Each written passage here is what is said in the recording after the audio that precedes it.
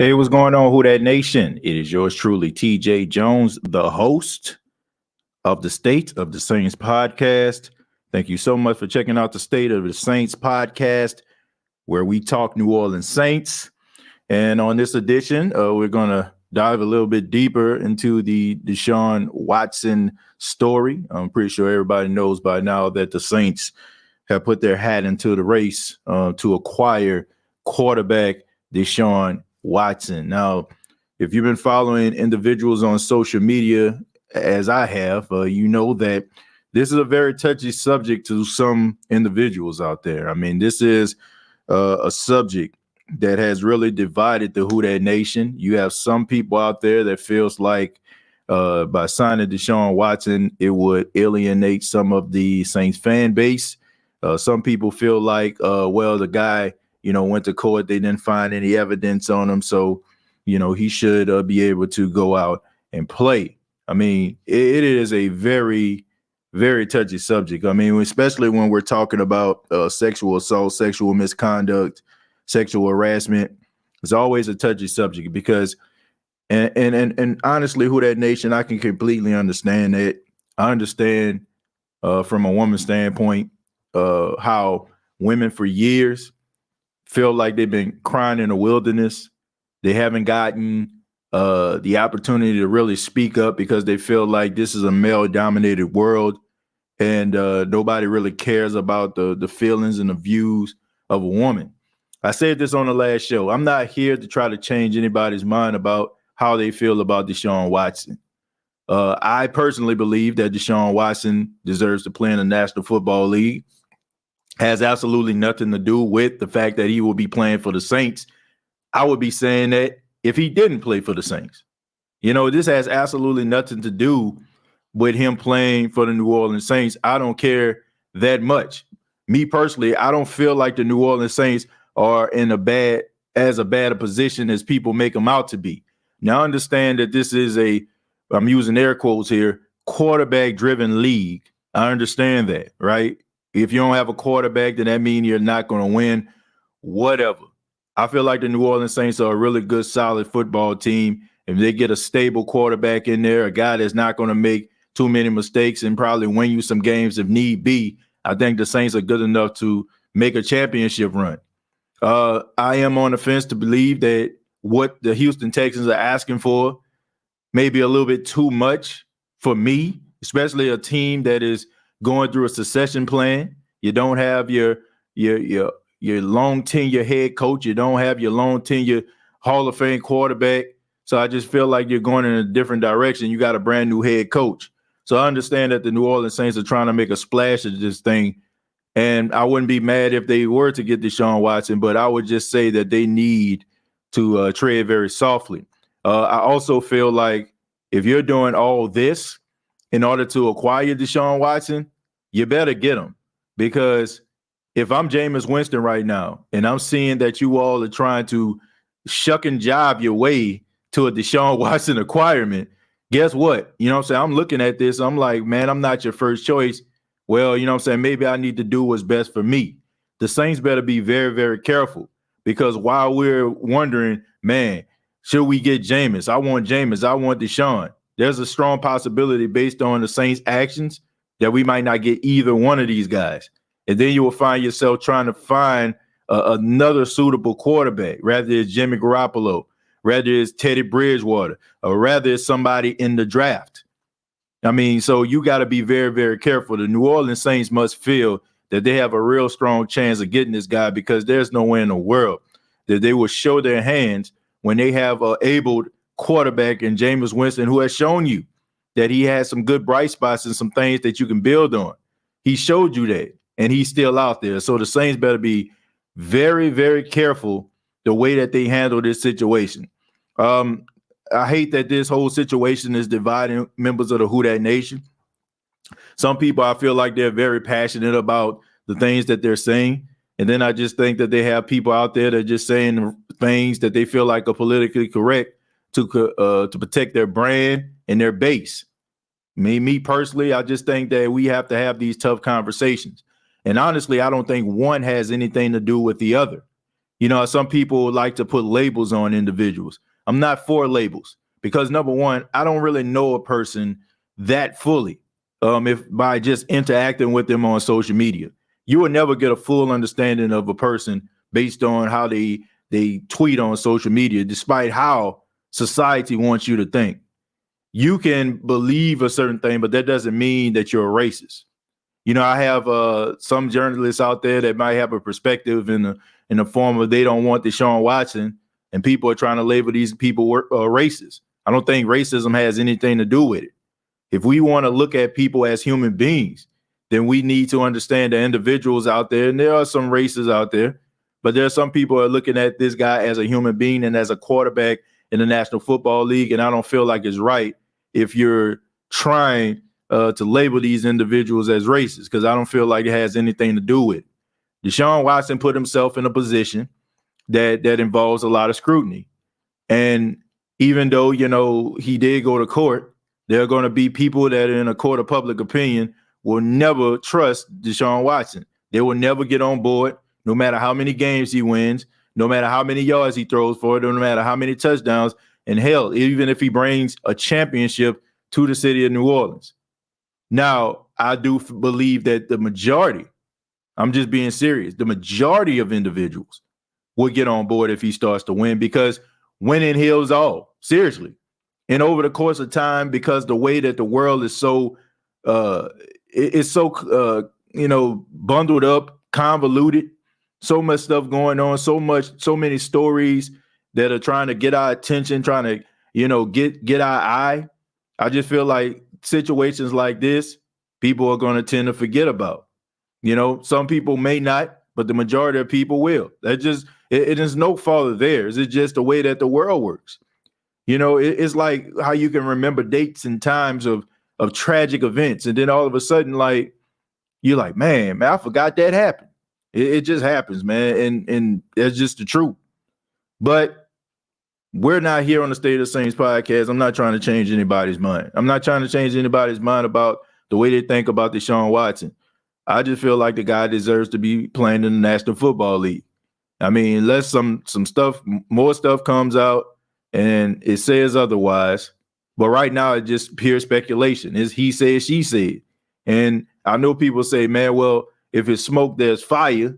But basically, you're getting yourself all riled up and worked up over smoke. Seriously.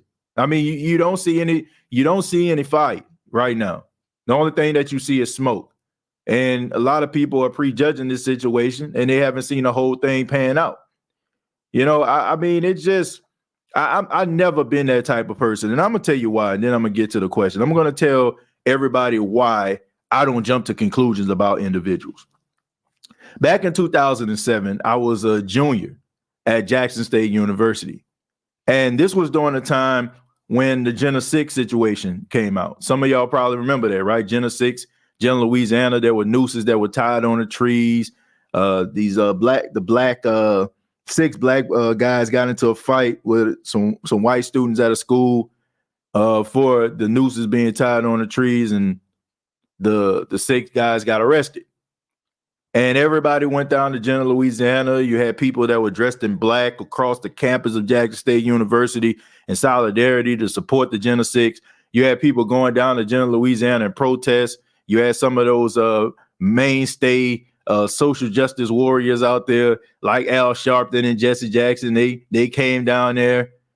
And then all of a sudden, a couple months later, after everything panned out, they got a chance to be on the BET Awards, and all of a sudden, you started seeing them on social media flossing money that was donated to them in order for them to post bail and for them to pay for their lawyer fees. And after that, folks, I have to be honest with you, it just made me realize, like, maybe my heart may be in the right place, but maybe I need to stop jumping to conclusions.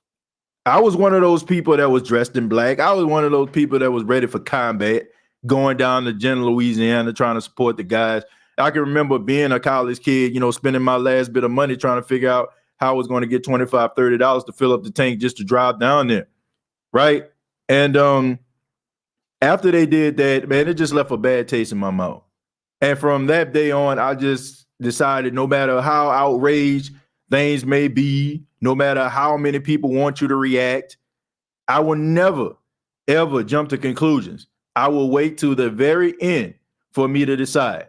So that's why some people might say, man, TJ, man, why you always seem like you late to the party and stuff like that, because I don't feel like logic plays a role when things are right there in front of our faces. I don't feel like we are allowing logic to set in when things are at its hottest, right? When the news is white hot.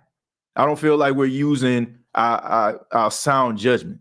So for that's one of the main reasons why. And I mean, it's just me, because I can remember I took some of my hard-earned money to do that, to donate to those guys. It wasn't a lot, but it was money that I could have did something else with. And for them to be flossing it on social media, man, it just made me feel some type of way. And I was like, man, I'm just going to wait till all the facts come out. And it turns out, there was a lot of things that were going on that were behind the scenes that we were not aware of. And nobody really said anything about it, because I feel like there was a level of embarrassment from a lot of people that supported those guys. That's why I reserve my judgment, folks. Has absolutely nothing to do with the fact that I don't support women. And it's not anything that I don't support women who have been victims of sexual assault, harassment. Has absolutely nothing to do with that. Like I said, I just reserve my judgment till all the facts come out. But thank y'all for being here. I ask that you hit the like button if you're enjoying the State of the Saints podcast. If you love the content, please hit the like button. Show everybody that you do, and please continue to support the State of the Saints podcast. Previous episodes of the State of the Saints podcast on Facebook, you can go to the community page and you'll be able to check out previous episodes. There will be no more live streams of the State of the Saints podcast on the Facebook page. So just want to let everybody know that. So if you want to check it out, if you normally check it out on Facebook, my suggestion would be to roll over to subscribe to the YouTube channel, because there won't be any more live streams there. All right, we're going to go ahead and start with Josh. Josh says, I'm cool with DeShaun playing in the league, but not for the Saints. This is so disrespectful to Jameis. Look, I feel like it is a level of disrespect to Jameis. I do feel that Jameis is the right choice for me. I just think that the New Orleans Saints are looking at this thing from a splash standpoint. I think they're looking at Sean Payton being gone. I think they're looking at Drew Brees being gone. Those were two cornerstone guys. Those were like the Mount Rushmore guys of the Saints organization. They're gone. So the Saints feel like they got to bring in a void. You know what I'm saying? They got to fill a void, rather. They got to fill a void that has been lost. I mean, you look at the even though, the Pelicans have been playing extremely well, everybody was kind of, betting on Zion Williamson to be out there. And even though he's slowly starting to come back, coming to practice, sitting on the bench, but, there's a level of excitement that I feel like Gail Benson, Mickey Loomis want to bring to the city of New Orleans. And even though they feel like maybe DeShaun Watson has been dealing with all these issues and problems and stuff like that, when he hits the field, everybody will see how dynamic he is. And, 10 people will not forget, but, they'll see, that this dude is a special player, and it's the reason why they brought him in. And, I understand that, but, I just think that Jameis Winston can give you that same level of excitement, because you have a lot of people that didn't like Jameis when he first came to New Orleans, who didn't support Jameis Winston when he first got to New Orleans, but now he changed the narrative of what they think about him. And now that you got him on board, and now people are clamoring and chomping at the bit to see him actually play in the Saints uniform, they're investing in him by looking at his comeback videos and him, putting forth the effort to try to get back to 100%.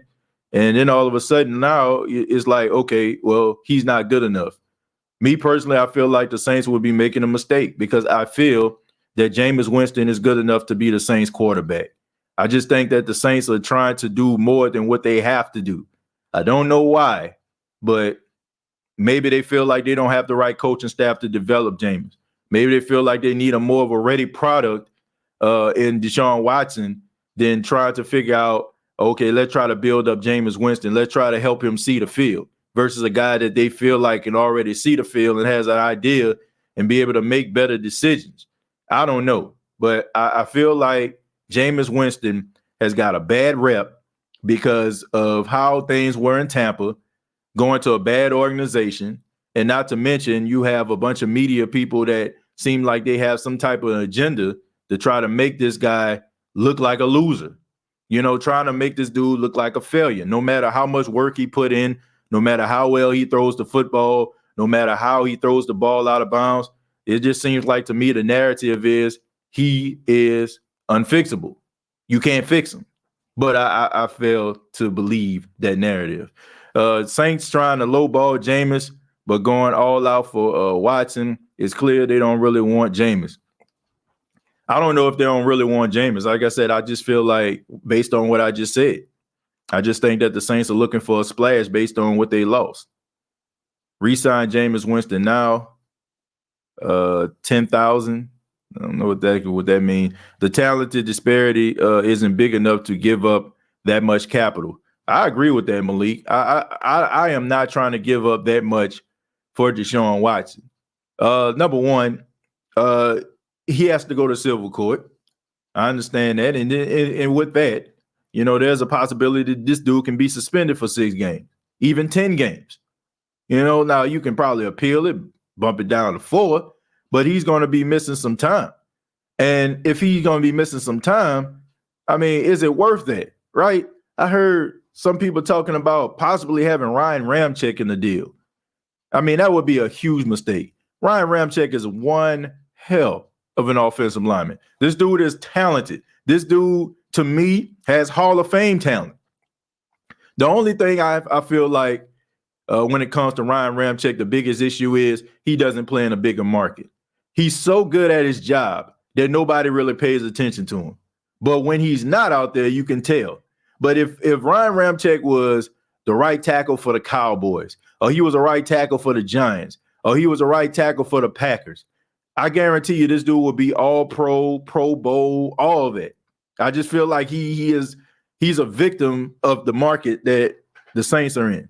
And we all know that the only reason they want to talk about the Saints is when they want to tell you some bad news. Oh, the Saints are not going to make the playoffs this year. Oh, the Saints are going to be below 500. Oh, the Saints are going to be picking in the top 5. Oh, the Saints don't have the quarterback. Oh, the Saints don't have the running back. Oh, they don't have the receivers. We know the narrative, man. There's very little positivity that the media puts out there about the New Orleans Saints, and Ryan Ramczyk is a victim of that, right? They don't, they really don't want to put the Saints on television. And when they do, they don't really pay attention to the team is probably who they playing against. Personally, I think the Saints are trying to scare Jameis into accepting whatever contract offer they throw at him. That's what I'm thinking is happening. Josh, I don't think it has absolutely nothing to do with it. I don't. I don't think they're trying to scare him at all. Look, there's a market for Jameis Winston. There are teams out there that'll be willing to pay Jameis Winston more than the Saints would pay Jameis Winston. I don't think it has anything to do with that. If they feel like he's handcuffed, he's tied, they're sadly mistaken. There are teams out there that be willing to give a nice bit of money to Jameis Winston in order for him to come play for their team. And if the Saints aren't careful, they're going to find out that firsthand. And like I said, I mean, you better be careful about how you're doing this situation, that you're not alienating anybody, because you might find yourself on the outside looking in with neither one of these individuals playing on your football team. Loomis in Houston today. TJ, you got different type of Saints fans. I have no need to explain it. You already know. Yeah, you have we do have different type of Saints fans. You have Saints fans that are diehard. I mean, regardless of what the situation is, they're going to support it. Then you have Saints fans that are conditional Saints fans. As long as they winning, they can grandstand, they can go to work, probably, have a coworker that's a Cowboy fan or a Falcon fan or, a Panthers fan. They can talk a little noise with them. And then you have Saints fans that's never satisfied with anything. All right, the sky is falling. Chicken Little. I call them Chicken Little fans. You ever heard the story Chicken Little when he was going around saying the sky is falling, the sky is falling, the sky wasn't falling at all, right? You know what I'm saying? That and no matter what problem or what situation, whether it's big or small, they're gonna complain about it. They're gonna be whining and complaining somewhere. That, you know, those are the type of Saints fans, you know, that you have. So you do have different types, you know, and I couldn't be a Chicken Little Saints fan. I couldn't live my life like that. I mean, come on, man. It don't get that serious. I kind of agree, Josh. We aren't hearing any contract terms for Jameis at all. Yeah, I just think that it's probably behind closed doors about what's going on with that. But we'll see. I mean, now, as of today, teams can actually talk to unrestricted free agents. They can negotiate some deals, right? They can't close the deal until Wednesday, but they can agree in principle as of right now. You can hear contract talks on Jameis. He is a free agent at the moment. Yeah, you know, that is true. But here's the thing, like, if there's a team that you actually played for the previous year, then yeah, you can negotiate a contract. I mean, we seen Preston Smith, you know, he just got a deal. I mean, there was a couple more people out there that's been unrestricted free agents that got some new deals. So that's not necessarily true. But I do feel like there are some talks that are going on. And, you know, I mean, I just think that maybe it's just behind closed doors. People run business for results, not feelings. Cash is the key. The right quarterback will bring more money, more wins, and more attractive players, more primetime games. These new TV deals. Yep. I mean, it's a good point right there. We're in our feelings right now because it's so raw. It's new. It's fresh, right? That's the reason we feel this way. I just feel like over the course of time, wounds will heal. You know, like, man, I don't want to compare this to a bad relationship, but I got to compare it to a bad relationship. You ever like been in love with somebody and you've been together for a long time and you break up and all of a sudden, like, you just feel like it hurt and it feel like you always gonna have these feelings. Think about that, like you're a kid or something like that, young, first girl or first guy you love. Then all of a sudden, like, y'all break up. Like, man, I ain't never gonna find anybody else. I mean, it's just so to make the pain go away, right? Then you think back now, 10, 15 years later, you're married, you got kids, and you're like, man, you know what I'm saying? Like, I can't believe I was sitting somewhere falling all over the floor over there. I'm not, and like I said, this example has absolutely nothing to do with me not being sympathetic. I'm just saying that's how life is. That's how the world works. I mean, sorry, I don't make the rules, but we all know it's true. I mean, wounds will heal, no matter how significant, you know what I'm saying, the wound may be. They heal over the course of time. You know, if you're unable to laugh, you know, eventually over the course of time, you might crack a smile. I mean, if you're unable to cry, you might over the course of time be able to shed those tears. That's just the way life works, man. And when it comes to like business, like that's the tough role of being a businessman. It's about making tough decisions. In life, we got to make tough decisions, folks. I mean, you know about it, man. How many times have you made tough decisions? Some of y'all probably making tough decisions right now. I mean, I don't know what it is, but you know, you're making tough decisions. I mean, it's just all about business. That's a good point. Free agency is starting at 12. You can tamper with players if they're trying on DeShaun Watson or Jameis Winston sign somewhere else and Watson goes somewhere else. Not good. Yeah, Chris, I mentioned that. You know, you got to be very careful how you handle that situation. Man, I'm Who Dat all day, but the Saints gonna be garbage. Look, I don't believe that until, like I said, until it happened. You know, until it happened. Like, how can you dictate that? Elliot, I mean, to be honest with you, brother, like, how can you dictate that? You don't know. I mean, are you setting yourself up, you know what I'm saying, to, like, you know, soften the blow if they end up being bad? Like, okay, if they're bad, then, you know, I say that they bad. Well, it won't surprise me because I already knew. Like, you don't know. Like, you don't know until it happens. That, I mean, you can make an assumption. You know, you can assume that it's going to be bad, but you never know. Many are called, but few are chosen. Kingston. Yes, I remember that. The Miami Dolphins, Emmanuel Ogbah has reached an agreement, a 4-year, $65 million deal, which includes $32 million fully guaranteed at signing. Agent Drew Rosenhaus told ESPN. Yeah, I seen that right before the show. Congratulations to him. I mean, he's an incredibly talented defensive end, great pass rush.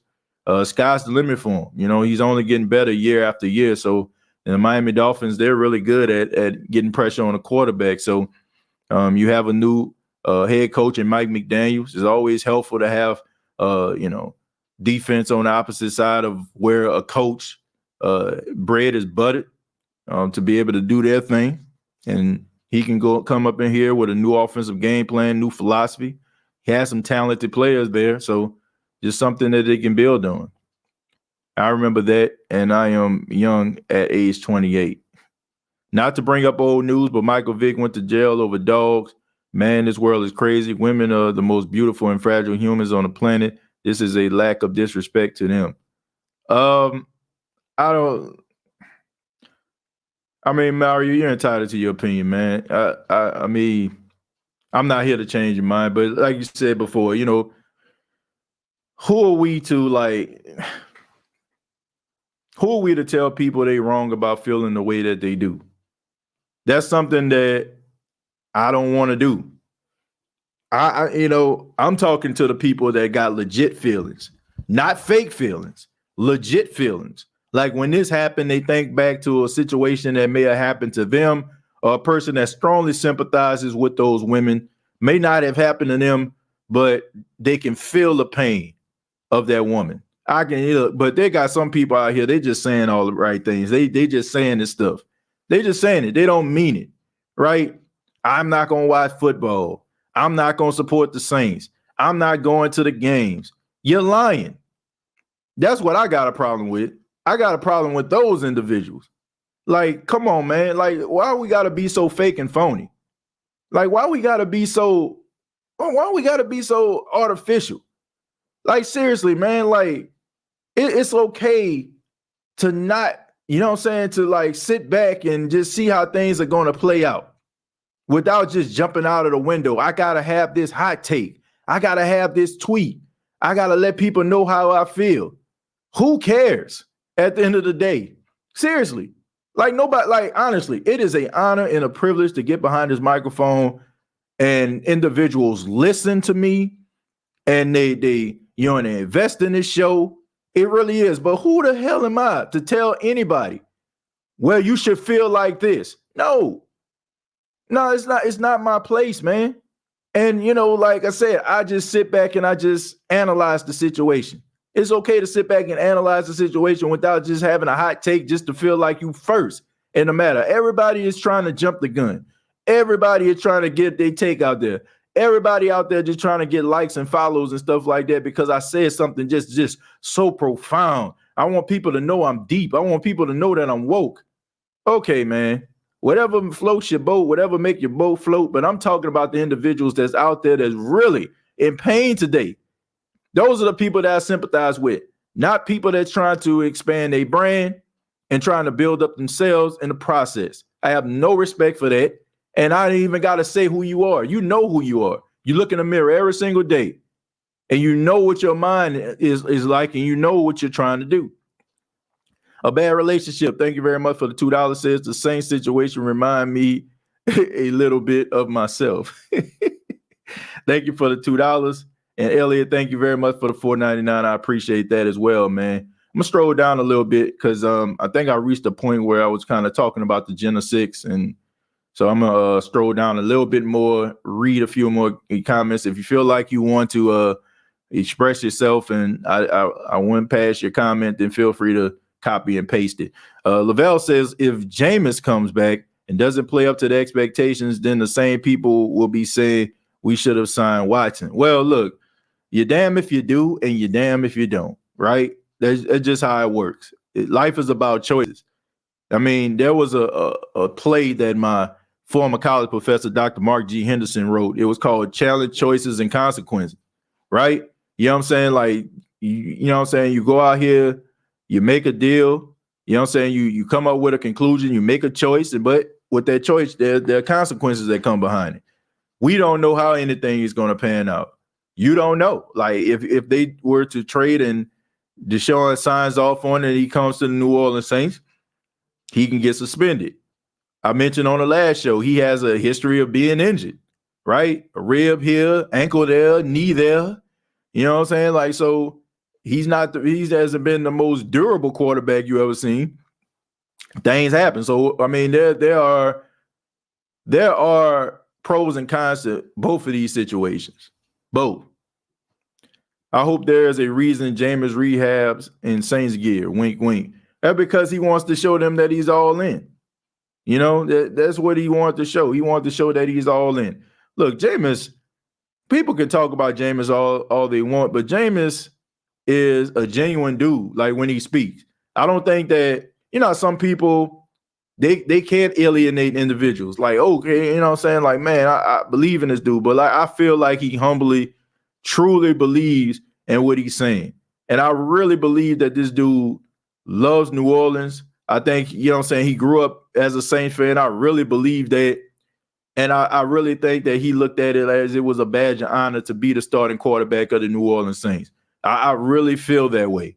And I think that the dude can really do some good. But I'm not going to sit up here and analyze every interception and every turnover that the dude gets, because that's not the way that it works. Like, all quarterbacks turn the ball over, unless you like Aaron Rodgers or something like that, like where you just have a crazy touchdown interception ratio, which is like, unbelievable. But guys are going to turn the ball over. And I'm not critiquing this dude with a fine-tooth comb. And I think that's why some people didn't really enjoy the experience. That's why so many people were trying to like jump off board, because you were never on board to begin with. You never wanted this dude to succeed. Some of you had these, once again, hot takes about how the dude was going to fail. So even when the dude got injured, like some people didn't have no type of reservations about it, because they'll get it any way that they can. Like any way to seem right, anything to feel like, oh, my take and my view and my opinion was more correct than everybody else. See what happened? So a lot of people analyze this dude with a fine-tooth comb. Every time he threw an interception, you see? Every time the ball fell out of his hand, you see? You can build something with Jameis Winston. That's my story, and I'm sticking to it. Do you think this is the showing that Dennis Allen can't teach quarterbacks like Coach Peyton can? Peyton would never give up this much for a quarterback. Yeah, this is two things here. This is number one, to show that this is a new regime. This is Dennis Allen's team. And number two, I don't think it has anything to do with that, but I do feel the Saints know what they have. You got to ask yourself the question, do I have the resources to be able to build what I'm trying to build? If you're trying to build a house, you want to make sure that you have like all the tools and you know what I'm saying, and all the pieces that you need in order for you to build a house, right? If you don't, then you're not going to have a house that's built solid, right? If you skipping out on a nail here, you missing, you putting up the sheetrock and you're not putting nails in this particular area, the house is not going to be solid. It's not going to be able to stand if you're cutting corners, right? So you got to make sure that you have all your resources. Do you have the right head coach? Do you have the right coordinators? Do you have the right, people in the ear of these skill position players? Can you coach the hell out of these guys that they can go out there on the field and have an MVP or a playoff, caliber season as a quarterback, as a defensive end, as a cornerback? Do you have that? And if you don't, then it's probably best for you to go in a different direction where you can have yourself an already proven project. I think that's probably what it's saying. I don't think it has anything to do with Dennis Allen not being Sean Payton. I just think that he knows his role. And he's like, okay, man, that's not me. You know what I'm saying? I'm not him. So sometimes, like Sean Payton was a special coach. His ability to coach the quarterback position and help quarterbacks see the field differently and what to watch out for. I mean, that was an advantage. It was almost like with Drew Brees. I don't think it's a coincidence that when Drew Brees retired, the offensive line started looking like slow. Drew Brees was an offensive coordinator in a game where he can point out the pressures to the offensive line. Block him, block here. And the blitz coming this way. It's coming up here. Be ready. You know, if you don't have that anymore and the quarterback is so focused on, you know, man, he knew in the system. He just found out the plays. He trying to learn the system. He's counting on you. But you have a quarterback that's been in the system for 15 years. He knows what's coming. He has seen every type of defense imaginable. So, yeah, there's an advantage when you have certain coaches that can be quarterback whisperers. There are advantages when you have a seasoned veteran quarterback, when you have a young offensive line. There's a reason. So, yeah, you got to know your limits. What are your limits? What are you capable of? Watson or Jameis, Brady still getting swept. It's not on Dennis to teach the quarterbacks, it's on the coaches. I agree with that. Facts, but you're going to learn and grow from it, though, TJ. Yeah, that's true. Jameis can give us the same or better production as Watson can. I'm just saying. I think both guys, like I said, there are pros and cons to both quarterbacks. There are pros and cons to both quarterbacks. This move to DW doesn't make sense if the point is keeping consistency. DW doesn't have a relationship with Pete and none of the team. If they sign DW, which he's talking to DeShaun Watson, they are resetting the offense to the beginning. Jason, that's a good point. You have to think about that too. A guy like Jameis Winston, who would be going into his third season as a guy in the Saints, you know, in the Saints uniform, it'll give them, you know what I'm saying, like an advantage because he knows the coaches know him, right? So that's the way I see it. You know, that's a very valid point that you're making right there. My mouse froze up. I just see it. Winston is not Winston, cut it out. Winston is not Watson, cut it out. Excuse me. Yeah, he's not. But, you know, I mean, there are certain things that you can build on. There's certain things that you. What did Jameis Winston show you last year that tells you that he doesn't have a skill set you can't build on? I just want to know. I mean, there's not a Saints fan out there that can criticize Jameis Winston in the Saints uniform without using Tampa in a statement. You know, they can't. They cannot do that.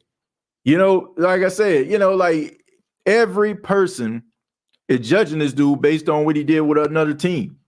And how can you say that the Saints is just the creme de la creme when it comes to finance, the creme de la creme when it comes to player development, the creme de la creme when it comes to personnel, and then turn around and say that this dude not good enough? Like, seriously, if you're saying that the Saints can build a team, if they can coach a guy to his full potential, why can't they do it with Jameis Winston? What makes him any different?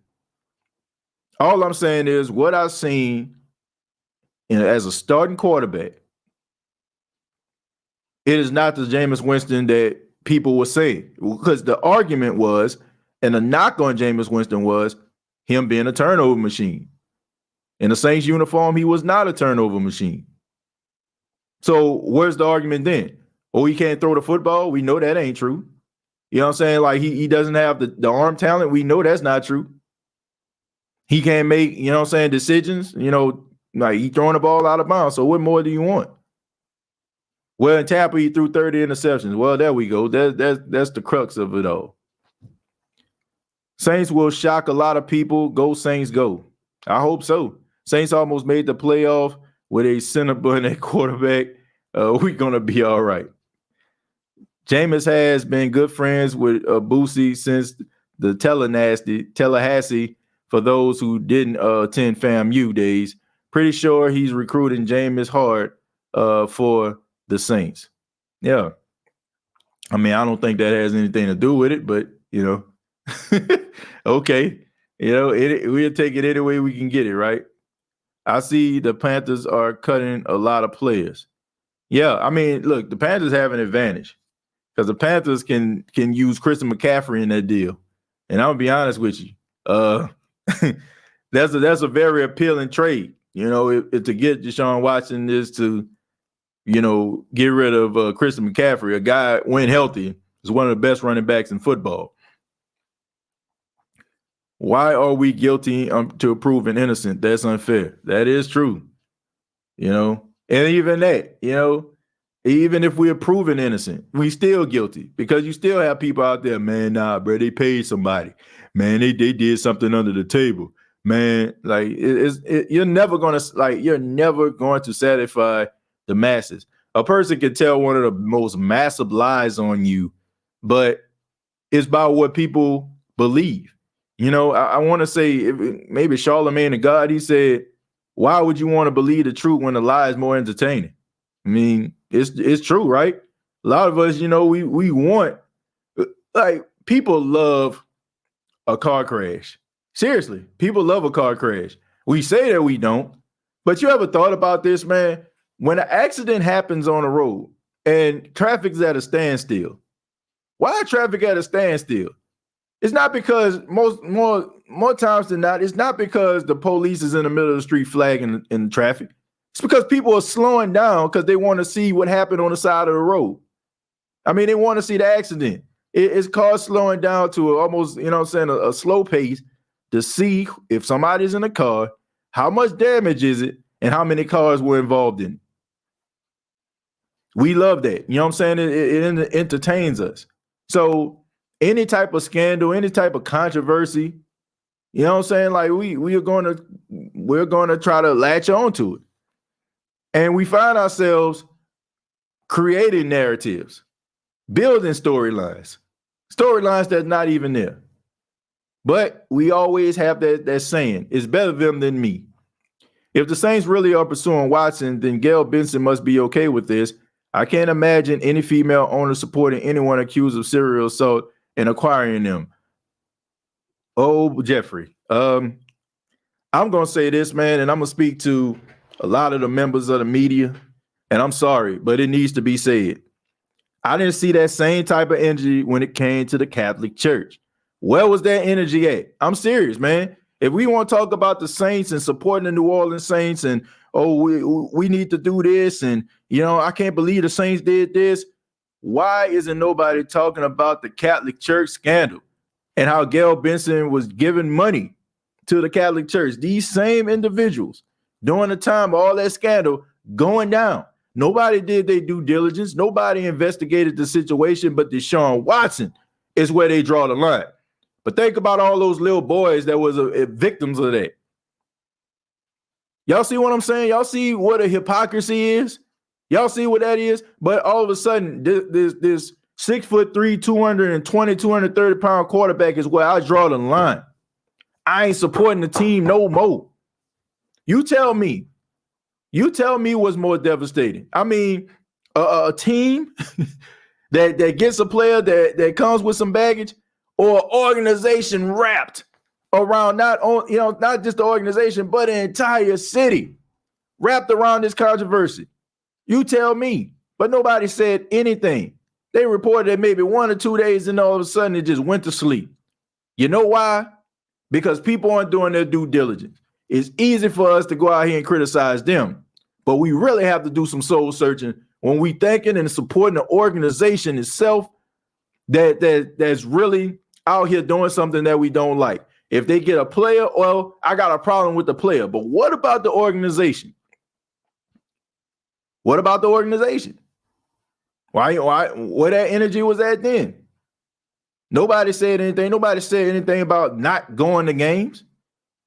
Nobody said anything about not supporting the team. Come on, man. You got a situation been going on for years. Some of them young boys are grown men. Come on, man. What are we doing? What are we doing here? That's why I say, man, we gotta really focus on what are we really mad at. Are we really sincerely doing everything that we possibly can to spread awareness? Or, you know what I'm saying? Are we really out here doing everything that we possibly can to try to find the truth? We are not. What's up, TJ? At work on lunch and look at my phone and I saw my favorite podcast. Appreciate that, Damian. Thank you, man. Thank you for tuning in on your lunch break. Cardinals can trade Murray and a couple picks for Watson. Can't keep him on the field. Brady probably taking that speed. Man, Brady wanted to play, man. Brady went at home, realized, man, God dog, man, these kids getting on my nerves, man. Let me go out here and play. Didn't say Watson wasn't good, just say he wasn't top 5. Look, I don't know where he stands. He one of the best quarterbacks in the league. I'm just gonna say that he one of the best quarterbacks in the league. That I can't take away from him, no matter what the situation is. Only advantage Watson has over Winston is scramble ability. We're coming for you. That boy is good. Yes, good at being terrible. CMC always hurt, but when healthy, a beast. Yeah, man, he definitely is. I just think all those carries between college and the pros catching up with him. Because, man, they used the heck out of him at Stanford, and they used the heck out of him in Carolina. You know, the thing about Alvin Kamara wasn't always the featured back. So, you know, he can kind of deal with the wear and tear because he really wasn't the focal point. He really wasn't the focal point when he was in college. Thank you, Black Preacher Man. They forget system make quarterbacks. The Texan system got no pressure quarterback. One totally different than Saints quarterback one. With Watson, the Saints top 5 to 10 defense would be a bona fide Super Bowl contender. Correct me if I'm wrong. Didn't both win the Heisman? No. DeShaun Watson did not win the Heisman. He didn't. Did he not? Did he? No, I don't think he did. I don't think he won the Heisman. I think he was a runner-up for the Heisman. I don't think he won. Who won? I want to say Derrick Henry won that year when they both were in college. I think Derrick Henry won. I don't think DeShaun Watson ever won the Heisman. But Jameis won the Heisman. Straight facts, TJ. Straight facts. Watson was proven innocent. We just leave it from there. The big story is Tom Brady return. Not to me. Not to me. Look, I think the biggest individuals that benefit from this is the media because they love themselves some Tom Brady. That's what it is, man. To me, you know, it just this level of favoritism they have for Brady. Like everybody criticized Brett Favre when he was like, I'm retired, I'm retiring, you know, and all that kind of stuff. Nobody said anything, but Brady saying, oh, man, he's satisfied and then come back. Oh, we just glad to have you back, Tom. Come on back, Tom. We need these stories. Tom Brady. Okay, man, not for me. I mean, look, if he wants to play, let him continue to play. Have no problem with that. But look, man, I mean, Tom Brady is a great quarterback, arguably the greatest quarterback of all time. An incredible talent. I ain't going to take that away from him, but who cares? Like, seriously, like, if you're a Saints fan, like, who cares? Like, Brady, they sitting somewhere, man, you trembling in your boots. Man, the Saints been smacking around Tom Brady since he got to Tampa. Yeah, they beat the Saints in the playoff, but the Saints have beaten Tom Brady more times than Tom Brady has beaten the Saints. So why would anybody care? Like, Tom Brady, you know, like, the Saints are Tom Brady's daddy. I mean, throughout his career, statistically, I mean, he has had some of his worst statistical performances playing against the New Orleans Saints. The Saints are his kryptonite. I mean, he is last game. What they played? They lost 9-0. He didn't even throw a touchdown in a game. That's the way I think about it. Like, it's big news to everybody else because they love Tom Brady, and Tom Brady moves the needle. He's a needle mover, right? He moves the needle. Everybody talk about him. Some ratings. People click on it. You know, you put Tom Brady in the algorithm, you're gonna get more clicks and more views than you probably get normally because you talk about Tom Brady.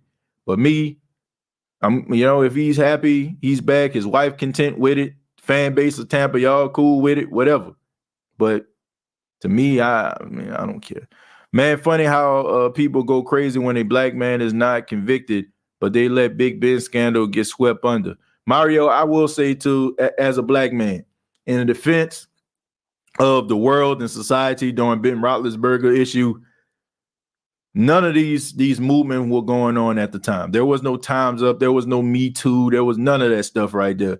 And people weren't as conscious about certain issues when Big Ben was dealing with his scandal. The power of social media hasn't reached its apex yet. Even though people were on social media, it wasn't as big of a driving force as it is right now. With social media right now, you can make some things really change. Like I'm thinking about at Grambling, right? When Grambling hired Art Browse, the former head coach of Baylor, as their offensive coordinator, people started tweeting about it, being on social media, really bringing awareness and outrage to it. And then the next thing you know, they decide to let him go. The power of social media in this climate is stronger than it was when Ben Roethlisberger was dealing with that issue. Even like with Ray Lewis. Ray Lewis with the murder trial, right? You know what I'm saying? Like, there were certain things that were going on, that we really didn't know that much about, and the world wasn't as small as social media has made it over the course of the last decade. So for that, I can understand. But I will say this. You want to give that same energy, you know what I'm saying? Like, to everybody. Going forward, no matter what the color of that person may be. But, I don't want to think that it's about that. I just think that social media has matured. And now you have a bunch of people with social media accounts. I mean, you got your grandmas, great grandmas with social media accounts. So everybody has an opinion about it. You ain't even got to be in the same house anymore, right? You can be thousands of miles away. You can be across the country. You can be somewhere, halfway around the world, and people will still know wherever you are exactly how you feel about a certain situation. And you're forgetting that the Oakland Raiders used to hang out with the mafia back in the day. The mafia. Oh man, what are we talking about? Well, Winston and Watson are both good options. You have to pay Winston and keep the team intact. Watson, you have to pay him and give up picks and players. I'll take Winston, just my opinion. Well, look, I'm a Winston supporter. I've said that since all this news came out. So I feel like you're not going to completely set your organization back by, signing Jameis Winston. Jameis has only played under pressure. DeShaun Watson hasn't had a single expectation in football in his life. Oh, man, I don't know about that. I don't know about that one. I think they both play. Look, I'm about to tell somebody a little secret and you can roll your eyes. If you're a black quarterback in the National Football League, you automatically come in with pressure. I'm going to say that again with my whole chest. If you're a black quarterback in the National Football League, you automatically come in with pressure because there's this stigma. Like, as much as people don't want, like, oh, man, we so progressive. No, we not. No, we not. It's the reason why you have people like Lamar Jackson not paid. It's the reason why, people like second guess, some of these quarterbacks out here right now, the Kyler Murrays, why they second guess to pay these dudes. So there's a certain pressure because of the thoughts of not only organizations, owners, but fan bases as a whole. There's a certain expectation. They can't have bad games. If they have bad games, people are going to start to question their knowledge and their ability to play the position. So there is there is a pressure automatically that comes with being a black quarterback. Some people may not want to hear that, but it's the truth. Like, you think about guys like Jalen Hurts. Like, Jalen Hurts, like, hey, what he had? 16 touchdowns, 9 interceptions, 61% completion percentage last season. That's pedestrian as hell, right? But if, Jared Goff, who played like slow, he had it, but, he get another opportunity and he got paid in Los Angeles. You know what I'm saying? He wasn't he wasn't setting the world on fire. He wasn't taking the world by storm, but he still got paid. Lamar Jackson, on the other hand, league MVP, led his team to a 14-2 record, number one seed, never had a losing season, still has single-digit losses in his career, and yet nobody's sitting up there saying, "Oh man, I'm talking about in the Ravens organization, man, we need to pay this dude." That's a no-brainer. It's a no-brainer based on what this dude has done on the field. So, yes, there's a pressure. Both of those guys got pressure. If you black and you're a quarterback, you got pressure because you're not only playing for yourself, you're playing for the ones that's coming behind you. Because if you don't succeed, then guess what? Those other guys may not get a chance. And if they do get a chance, it's going to be because somebody really had to convince that organization to bring that person in. So, yes, there is pressure.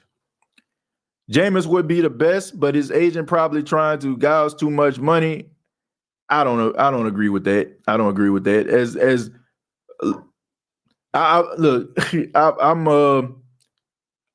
Jameis Winston's representation pretty well. His management team, they not like that. But they want. Yeah, I'm pretty sure they want this thing to be fair.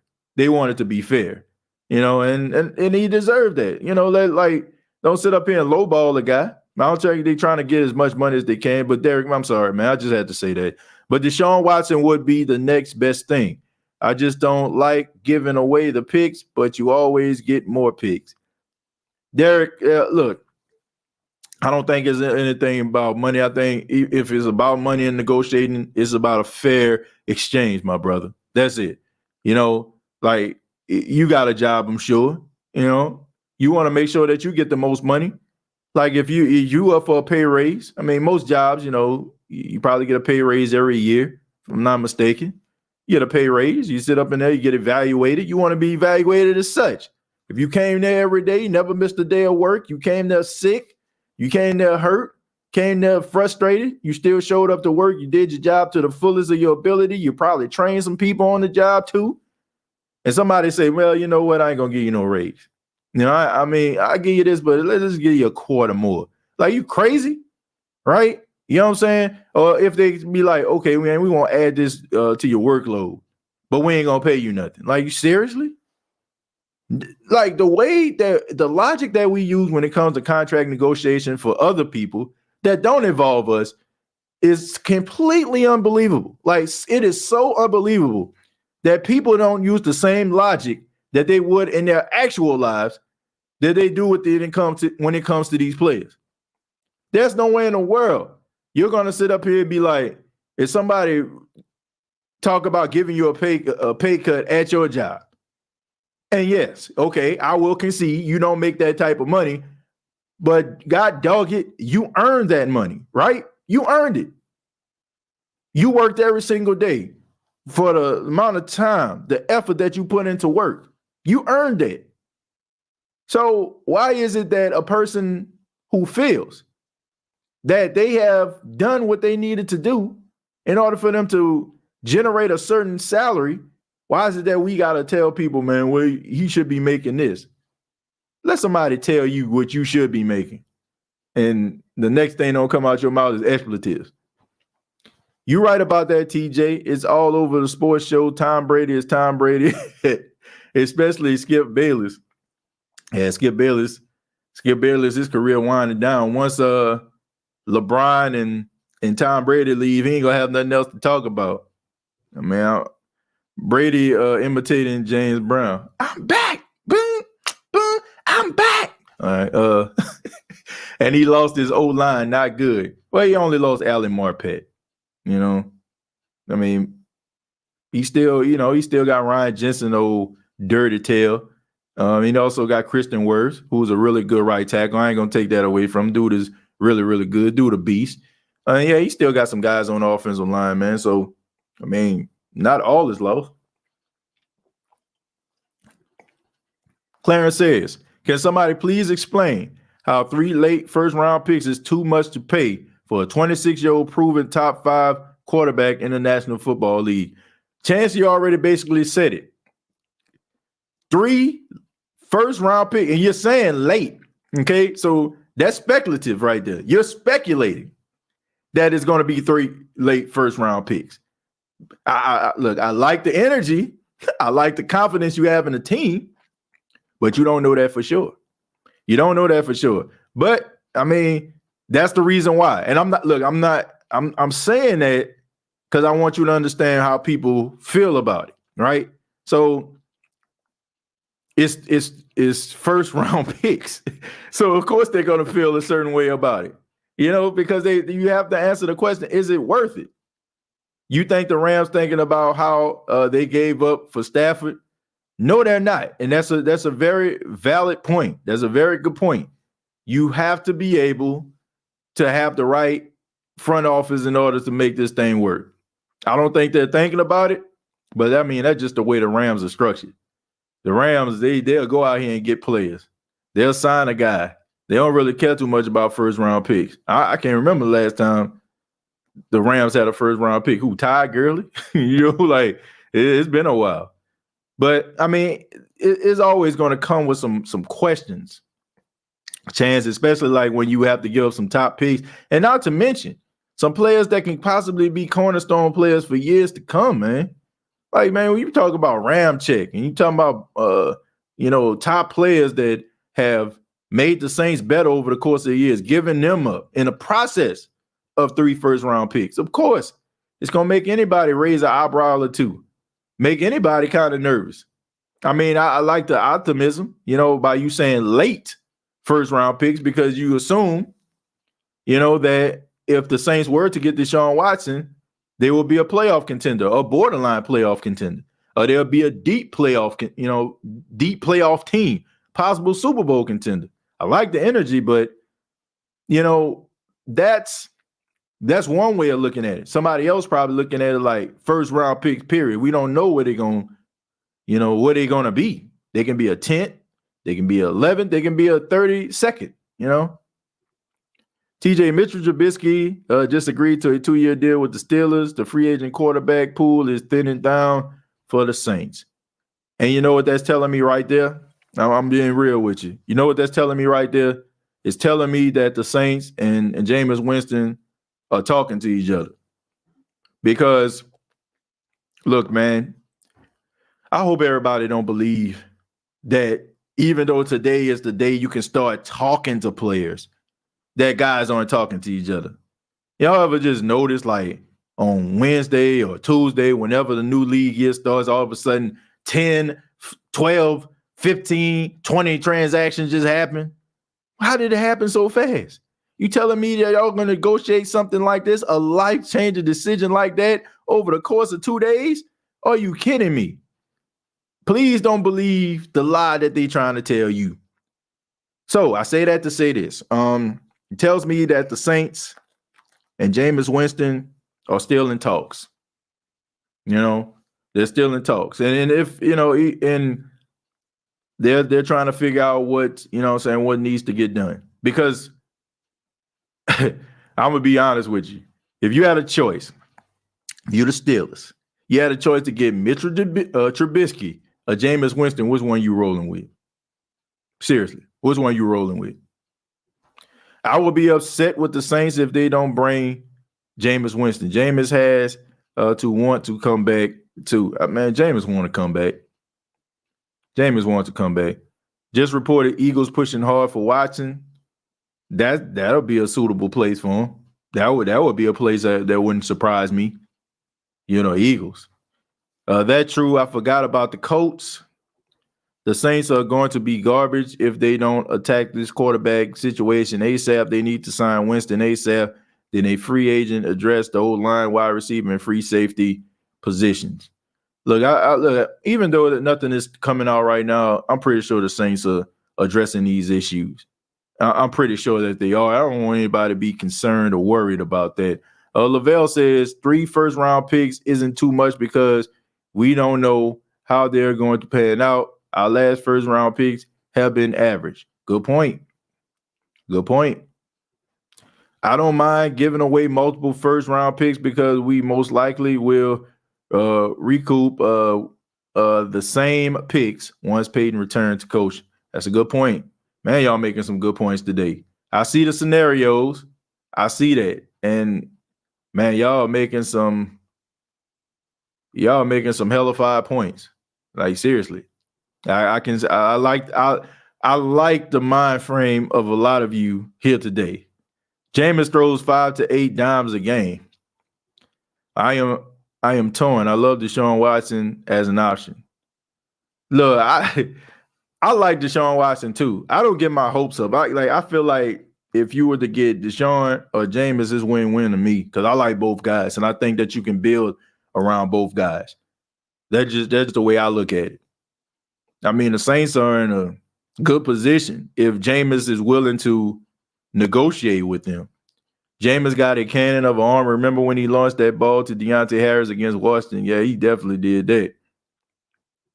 I think Tomlin would have definitely preferred Winston over Trubisky. Oh, man, no doubt about it. Jameis got a better arm than DeShaun, but DeShaun can scramble out of the pocket. That's the only difference to me, in my opinion. Yeah, man, his ability to throw on a run deep down the field is almost Patrick Mahomes type. I'm talking DeShaun Watson. But Jameis has a hell of an arm, too. He has deep arm accuracy. That's the type of accuracy that not many quarterbacks have. Ain't a dude in this world taking Jameis over Watson. Well, this dude is. I mean, because okay, I'll put it to you this way. Like, let's just be serious. Come on, man. Hindsight is 2020. Hindsight is 2020.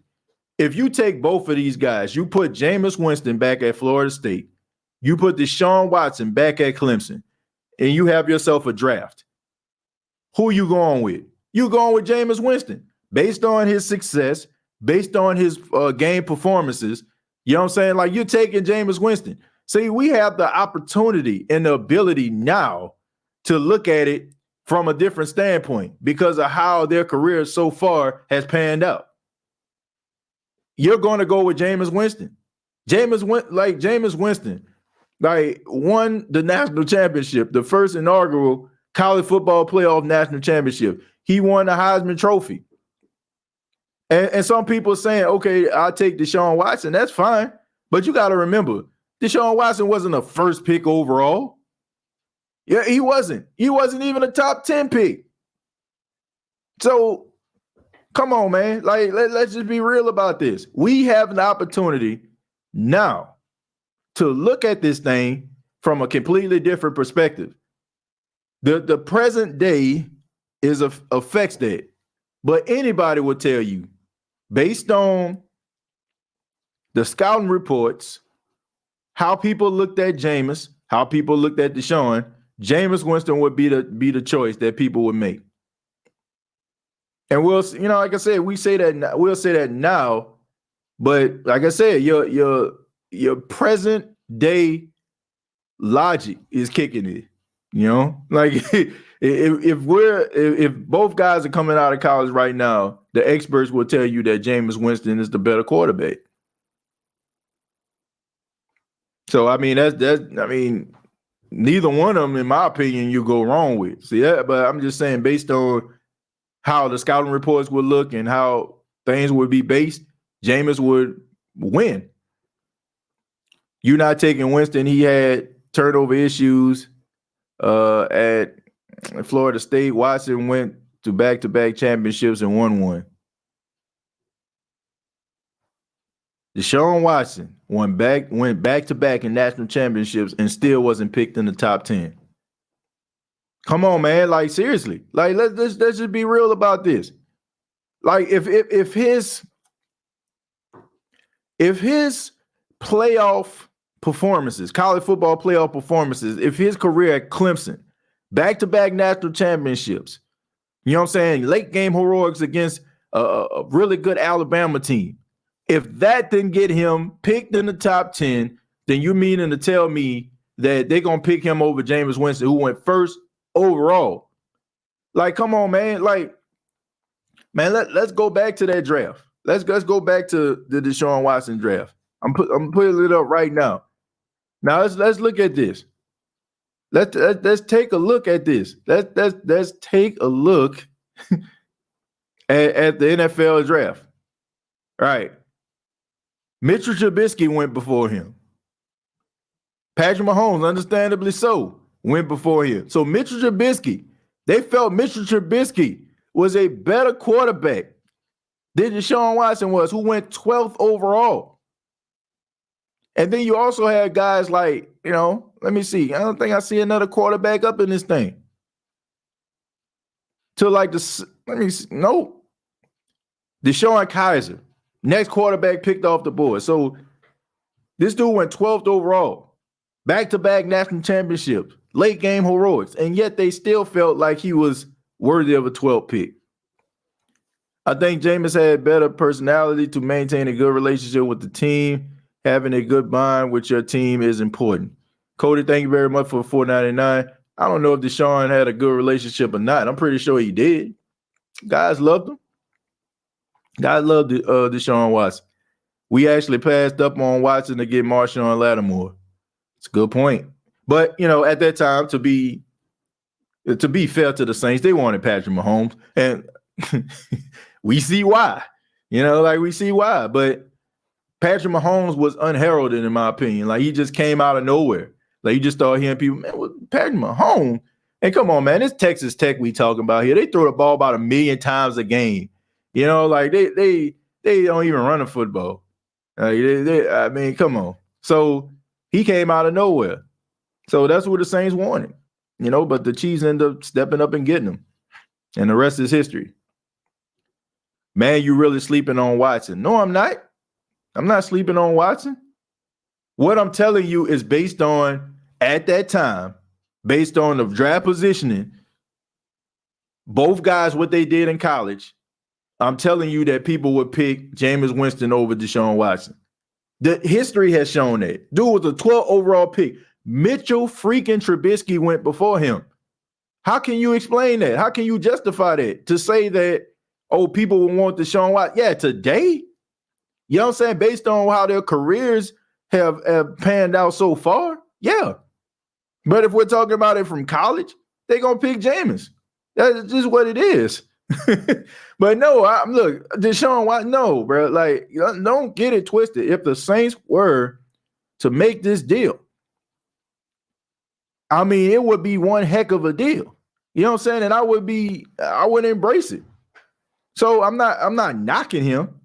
I'm just saying, like, if we had a DeLorean and we went back, and let's just say, for example, both of them came out in 2017, Jameis Winston would go before DeShaun Watson. Like, he would even have went before Patrick Mahomes. So that's the way I look at it, Based on your assessment on the picks, we would have to give up. Do you think the Broncos overpaid for Russ? Man, you asking the wrong person. I feel like if you're giving up more than one first-round draft pick is too much. Giving up any first-round draft pick, because I'm a team builder. If I ever play Madden, you know what I play? I play as team builder. What type of coach I'm gonna be? I'm gonna be a team builder. I like to build teams. I don't like to wheel and deal. You know what I'm saying? Like, I feel like if I was a general manager, I would want to get a coach that's a team builder. I would want to build the team where I can get young players, getting the right guys in, develop them, and let them be where I need to be, because I feel like that is how you have continual success. See, the thing about it is, this is a copycat league. The reason why we having these conversations, if you want to be real, the reason why we having these conversations is because of Tom Brady. Because Tom Brady went to a snake-bitten franchise in Tampa, and in the first year, he won the Super Bowl, right? You know what I'm saying? The New England Patriots allowed him to go. He ended up signing with the Tampa Bay Buccaneers, and in 1 year, he brought them to the promised land. So now teams are like, man, I need some of that. So now they're willing to go out here to get themselves an established quarterback because of what Tom Brady did. So they feel like, if we get the right quarterback in there, and not to mention, we just saw it again in Matthew Stafford. So you sign Matthew Stafford, you trade for him, he goes to Los Angeles, they win a Super Bowl in his first year. So now you have Tom Brady, 1 year, you know what I'm saying, in a new system, go to the Super Bowl. Then you got Matthew Stafford in 1 year in a new winning system. So what you think the other teams are going to do? This is the reason why we're having this conversation right now. This is the reason why it's so tough to re-sign a Jameis Winston, because now you have seen what other teams have done. It's a copycat league. This is the reason why we're having these conversations right now, is because of Tom Brady and Matthew Stafford.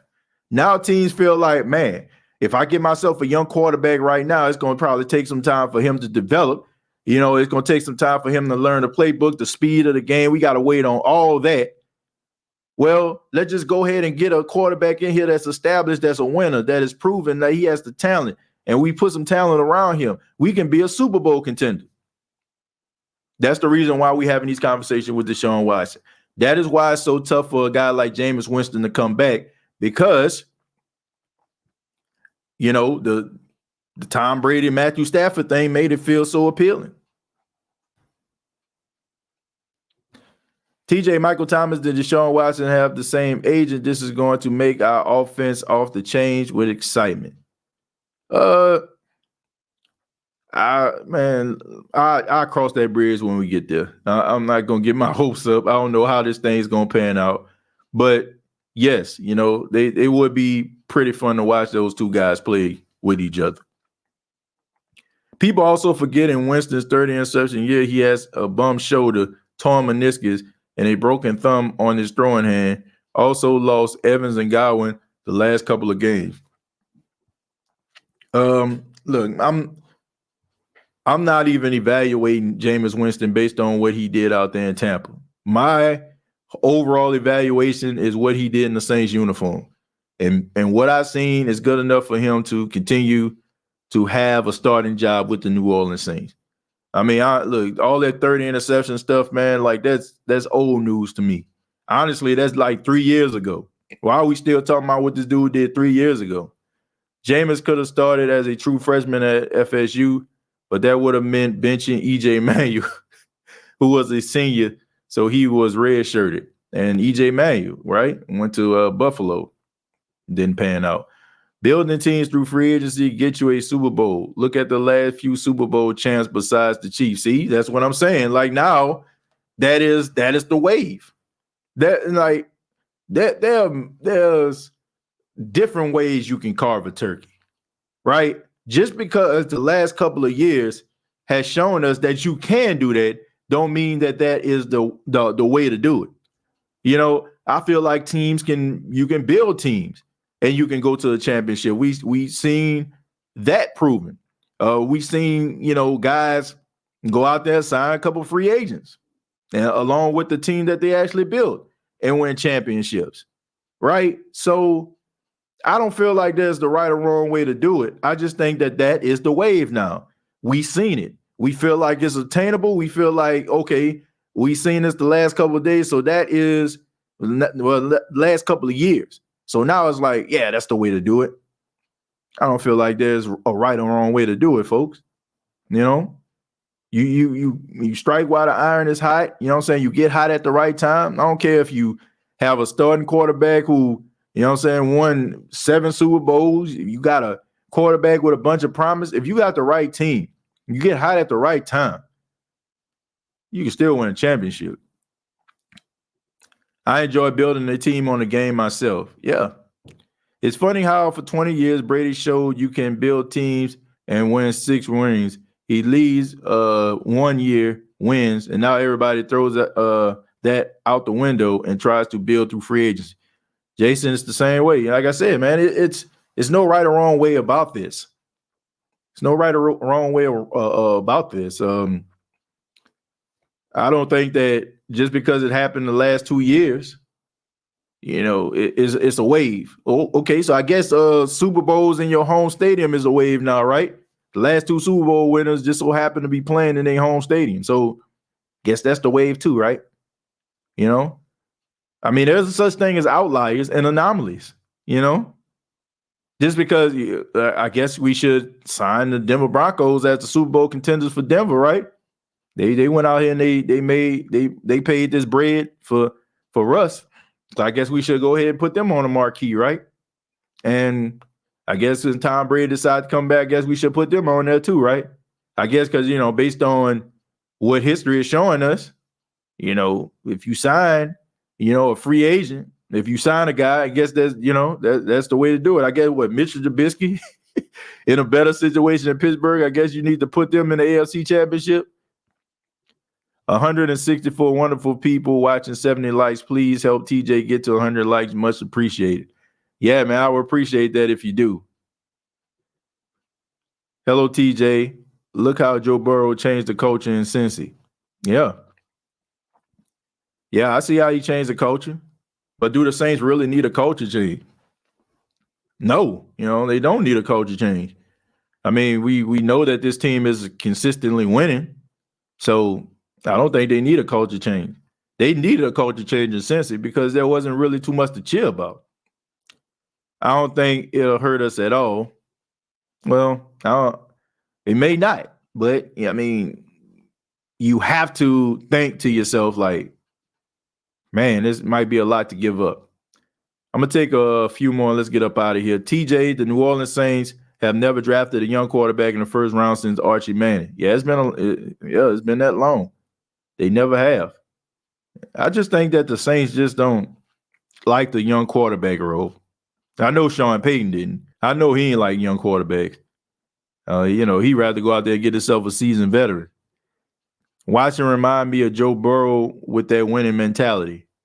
Yeah, man, I don't think anybody's like Joe Burrow. Like his ability to like have that mental amnesia when he makes mistakes or if a guy hits him, like it just makes him turn his game up a little bit, higher, man. He's a once in a lifetime type guy when it comes to like mental toughness. That guy is one tough son of a gun, man.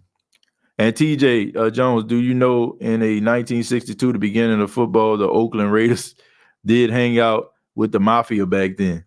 No, I didn't know that, man. I appreciate you telling me though. I did not know that. I know they had mob mentality in the 70s, man. Oh man, they had mob mentality, man. They was known for being pretty dirty. Saints need to get rid of Michael Thomas ASAP. He is going to cause problems and complain about money. Man, what are we doing here? What are we doing here, man? Come on, man. Come on. Is Sean Payton really a quarterback whisperer? I have to say he is. Man. I mean, we see Drew Brees, Hall of Famer. I mean, he wasn't the Drew Brees he was in San Diego. He was in New Orleans, right? With Marty Schottenheimer.